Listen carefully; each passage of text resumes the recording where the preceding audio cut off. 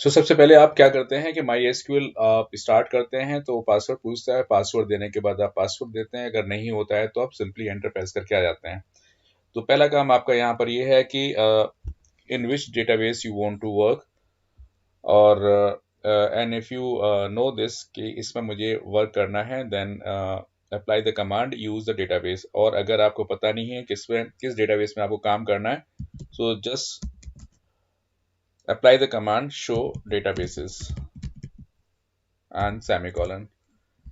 So here you'll see a list of databases, and whichever database you want to work in, you can use it. So here there's no, I mean यहाँ पर मैं again एक 11th IP के नाम से एक create कर देता हूँ. So create database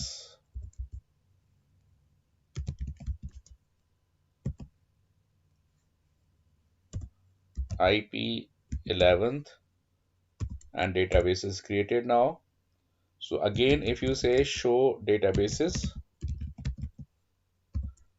so it will show you IP 11th. This is here. Now we want to work in this database, so use IP 11th.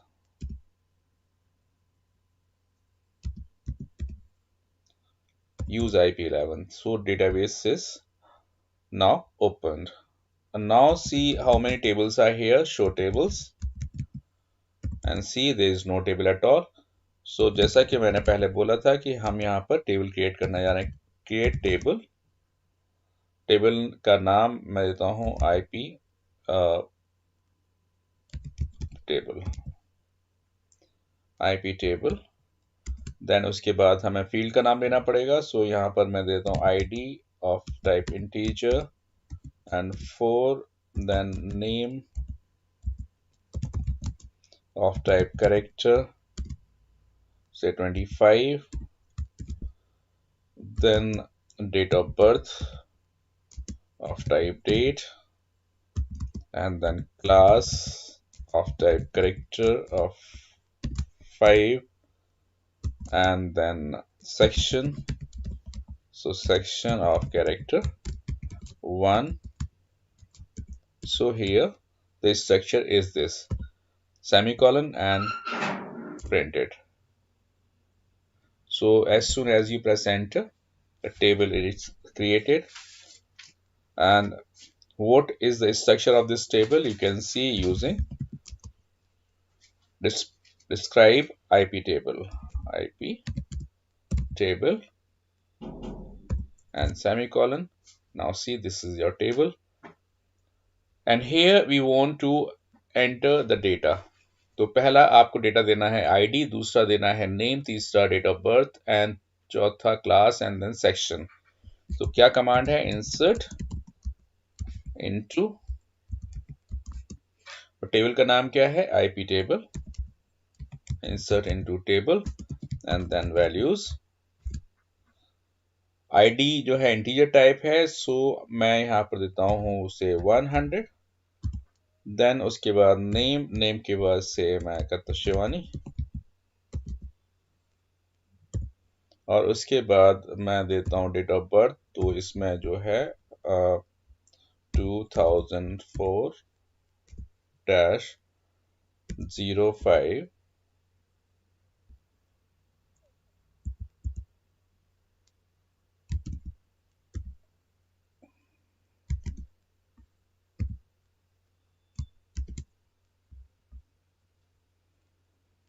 So this is the complete is. अच्छा अभी class लेना बाकी रह गया है. Class is 11th and the section is D. एंड देखिए पांचों हो गए. Sir, yes. what is 23? 2004, 23, 10, 23 is what? Date. Okay, sir. Okay. तो अगर अगर ये मंथ होगा, अगर ये मंथ होता है तो एरर दे देगा, अदरवाइज ये ओके है. So here there is an error because 23 जो इस एक्चुअली होना क्या चाहिए था, it should be Yes, sir. It should be right. It should be Only what I was thinking. 10 and 23 and last में सेमीकोलन भूल गए.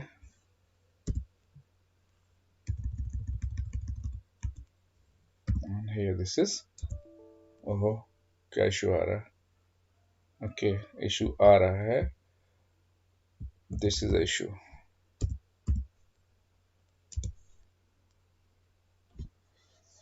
Okay, so this is your 23rd October 2004. So this is first record.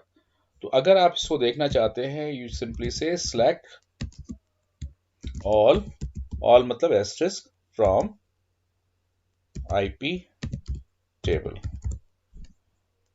Okay, now we want to insert the new record. New record के लिए again चलाइए, यहाँ पर change कर दीजिए, से 101 एंड यहाँ पर दे दो, नया नाम दे दो, say Amrita, and here date change कर दो, so this is 2003 and this is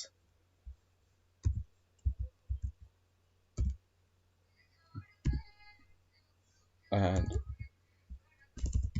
say 15 and again class is this and press enter. So this is new record entered. Okay, तो इस तरीके से Yes, sir. हम इस तरीके से टेबल में डेटा दे सकते हैं. और अगर आपने जैसे यहाँ पे स्टार लिया हुआ है, तो स्टार की जगह पर अगर हम ये मान लो ये चाहें कि मैं नेम डिस्प्ले कराना चाहूँ, select name from IP table, तो क्या होगा, केवल नेम ही प्रिंट होंगे. देखिए ये फील्ड है, तो उसके अंदर जो भी वैल्यूज होंगी वो आ जाएंगी. तो स्टार का मतलब है सारे कॉलम्स और सारे एट्रीब्यूट्स, और सिंगल एट्रीब्यूट का नाम लेते हैं तो यहाँ पर हम बोलते हैं कि आप पर्टिकुलर एट्रीब्यूट को डिस्प्ले करा दीजिए. अच्छा, दूसरी चीज ये है कि अगर नंबर ऑफ कॉलम्स होते हैं, कॉलम्स को हम बोलते हैं से attribute. So ID attribute, name attribute, DOB attribute. फिर इनको क्या बोलते हैं, इसको हम रिकॉर्ड्स बोलते हैं, और रिकॉर्ड के साथ साथ हम इसको एक एक रिकॉर्ड को टपल भी बोलते हैं. क्या बोलते हैं? टपल. ठीक है ना. इसको हम रो भी बोल सकते हैं, और हम इसको रिकॉर्ड भी बोल सकते हैं, और टपल भी बोल सकते हैं, तीनों बोल सकते हैं. अच्छा, यहाँ पर एक चीज और आती है कि मेरे पास कितने कॉलम्स हैं, 1 2 3 एंड 4 5, 5 कॉलम्स हैं. तो this is called the degree of the table. क्या कहलाती है? Degree of table is 5, because जितने भी कॉलम्स इसमें होंगे वो उसकी डिग्री कहलाएगी. Hope you understand. ठीक है. और फिर नंबर ऑफ रिकॉर्ड्स को क्या बोलेंगे? नंबर ऑफ रिकॉर्ड्स को बोलेंगे कार्डिनलिटी, यानी इसका मतलब हो गया नंबर ऑफ और रोज और टपल्स. ओके, तो ये टर्म्स हैं, इसके अंदर यूज होते हैं. अब आपने क्या करना है, जो भी फील्ड आपको, जो कॉलम आपको प्रिंट कराना है, वो कॉलम केवल आप कॉलम सिलेक्ट करके ही प्रिंट करा सकते हैं. से सिलेक्ट से क्लास फ्रॉम टेबल. क्या है, टेबल का नाम देना जरूरी है, आईपी टेबल, तो क्लास आ जाएंगे. ठीक है. अच्छा, अब इसमें सबसे बड़ी जो चीज आती है वो ये आती है कि मान लीजिए कि बहुत सारे आपके पास रिकॉर्ड्स हैं, और मुझे जो है केवल और केवल डिटेल देखनी है शिवानी की.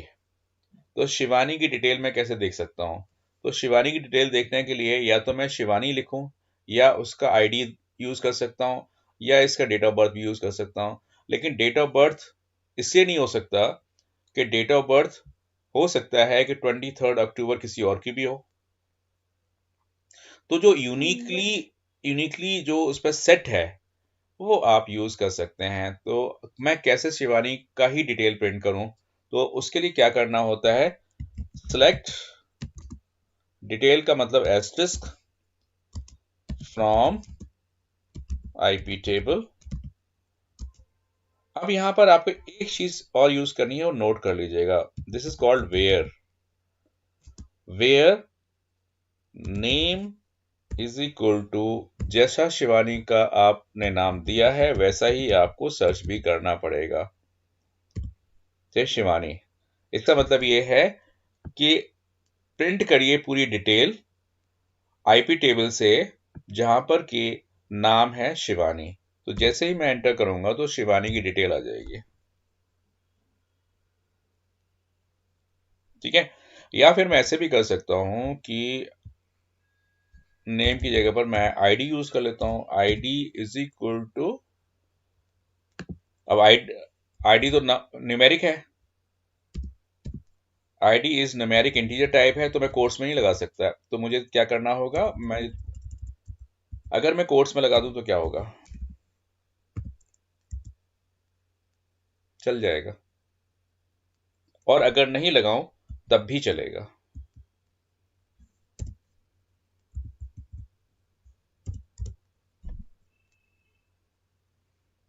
ओके।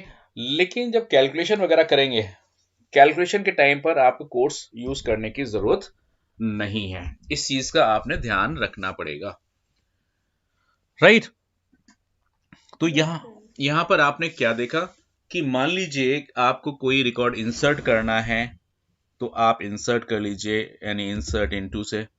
अब मान लो एक काम करते हैं कि मुझे केवल और केवल 3 कॉलम, फर्स्ट कॉलम्स हैं, या मैं ये मानूं कि नेम, आईडी एंड नेम मुझे एंटर करनी, डेट ऑफ बर्थ मुझे पता नहीं, क्लास की पता नहीं, सेक्शन पता नहीं, only 2 fields I want to enter. तो कैसे करना है, यानी सिलेक्टेड फील्ड्स के लिए इंसर्ट इनटू आईपी टेबल। जिस फील्ड पे आपको इंसर्ट करना है वो फील्ड आप यहां दे दीजिए, आईडी कॉमा नेम, और इससे मिलते हुए इनकी वैल्यूज दे दीजिए। वैल्यूज मैं लेता हूं 102 एंड नेम लेता हूं दिव्यांशी।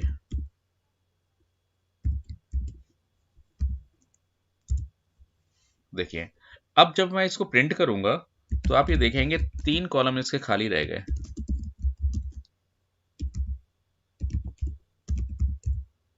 देखिए, ये खाली रह गए, ठीक है ना। तो आप जैसा चाहे वैसा कर सकते हैं, बिकॉज ऐसा भी हो सकता है कि बाद में मैं इसको चेंज कर दूं, बाद में इसको बदल दूं, तो ये डिपेंड करता है आपके ऊपर, ठीक है। अब मान लीजिए मुझे इसमें से रिमूव करना है, रिमूव द रिकॉर्ड, ठीक है। Remove the record and remove the table दोनों में अंतर होता है। रिमूव द टेबल का मतलब है कि टेबल पूरी तरह उसके अंदर जितना भी होगा सब कुछ चला जाएगा, स्ट्रक्चर वगैरह सब कुछ खत्म हो जाएगा। और रिकॉर्ड का मतलब है टेबल रहेगी और सारा डेटा रहेगा, और जो रिकॉर्ड आप डिलीट करना, टपल आप डिलीट करना चाहते हैं वही डिलीट होगा। कि मान लीजिए यहाँ पर मैं 102 जो रिकॉर्ड है उसको डिलीट करना चाहता हूँ, तो कुछ नहीं करना है, सिर्फ और सिर्फ एक कमांड लगाना है, डिलीट फ्रॉम, टेबल का नाम आईपी टेबल, बस where ID is equal to, अब इसकी आईडी क्या है 102, ये देखिए, select asterisk from IP table, केवल 2 रिकॉर्ड्स रह गए, ठीक है। तो इस तरीके से हम रिकॉर्ड इंसर्ट कर सकते हैं, रिकॉर्ड्स को डिलीट कर सकते हैं। और अगर मैं यहां पर एक कहूं कि हाँ, बोलो। Sir, sir, we have used the command delete 102. Sir, it has removed complete row. Sir, hmm. can't we remove only one item? Only 102, not Dibyanshi. ना ना ना ना ना भाई, वो जो जो आईडी है, उस आईडी से उसकी सारी चीजें जुड़ी हुई हैं। Yes, sir. अगर आपने डिलीट किया तो वो पूरी डिटेल को डिलीट करेगा। कॉलम को डिलीट करने का तरीका दूसरा होता है। Okay, sir. Column Okay. को डिलीट करना, जैसे कॉलम को डिलीट करने में आईडी का डिलीट कर दिया आपने, तो आईडी डिलीट करने का मतलब पूरी आईडी डिलीट हो जाएंगी, सारी आईडीज डिलीट हो जाएंगी। Yes, sir. ठीक है ना? तो केवल हमें इतना ही अभी देखना है। और अगर इसमें थोड़ा सा, अगर मुझे ये टेबल ही डिलीट करनी होती तो क्या करेंगे? ड्रॉप टेबल का नाम, ड्रॉप टेबल आईपी टेबल।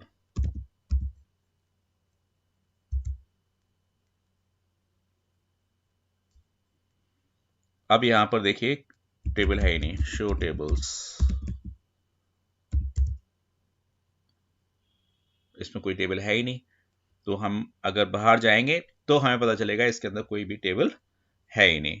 तो क्या करते हैं, हम फिर से इसको क्रिएट करते हैं table, show databases, create database. ये टेबल क्रिएट हो गई। अब हम करते हैं इंसर्ट,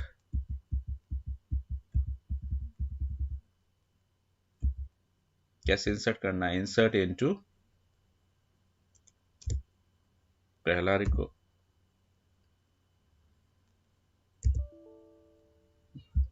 कुछ गड़बड़ किया था ना हमने पिछली बार।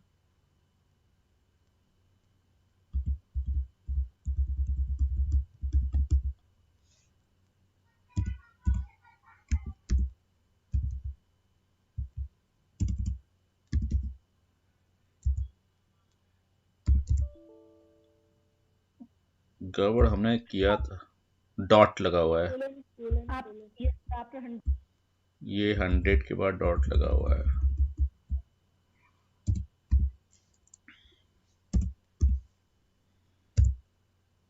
ओहो, अब क्या मुसीबत है। 11th भी ब्रैकेट के बाहर भी तो सेमीकोलन आएगा। yes, sir, semicolon. 11th भी ब्रैकेट के बाहर सेमीकोलन। सो ब्रैकेट के बाहर। नहीं, ये तो सही है, ये सही है, ये सही है। वो तो ब्रैकेट के बाहर 11th सेमीकोलन मैंने बाद में लगा तो दिया था, बाद में लगा दिया था, इनकरेक्ट। वो तो आपने ऊपर किसी में भी नहीं लगाया। यहाँ पर मेरे ख्याल से डेट गलत हो गई है, अक्टूबर यहाँ लेना पड़ेगा और नीचे लेना पड़ेगा 23। Now it works. देखिए सेमीकोलन लास्ट में है। ओके, तो केवल ये डेट, ये ध्यान रखना है, ईयर, मंथ एंड डेट। ठीक है, एक हो गई। दूसरा लेते हैं,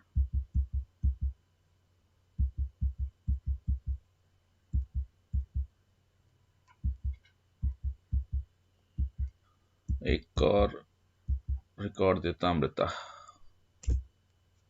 ये रिकॉर्ड भी इंसर्ट हो गया। Now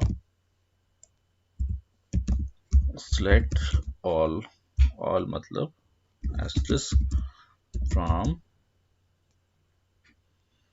IP table. अब आप क्या करो, मैंने आपको इतना बता दिया, केवल और केवल इनकी आप तैयारी करो, फिर कल मैं देखता हूँ, कल या परसों में देखता हूँ। बस 15-15 मिनट कर लेंगे तो हो जाएगा। थोड़ा सा और कराना है मुझे 15 मिनट का। ठीक है, yes, sir. ठीक है, 15 मिनट का और लूंगा। हाँ जी, this is also coming in exam. हाँ, लेकिन उसमें मैं आपसे कोई कमांड वगैरह नहीं पूछूंगा, और केवल और केवल आपसे आउटपुट ही पूछने हैं मुझे। और आपसे ये पूछ सकता हूँ कि इसमें एरर क्या है, ये चीज़ें देखें, और उससे ज़्यादा कुछ नहीं करूँगा। या हो सकता है अगर मैं टेबल क्रिएट करने के लिए तो ज़्यादा हो जाएगा, वो मैं नहीं दे रहा। अगर होगा तो केस स्टडी होगी एक। तो केस स्टडी में क्या होता है, केस स्टडी का मतलब है कि आपको एक टेबल दिया जाएगा, टेबल में फिर आपको क्वेरीज दी जाएंगी, तो वो लंबा पड़ जाएगा।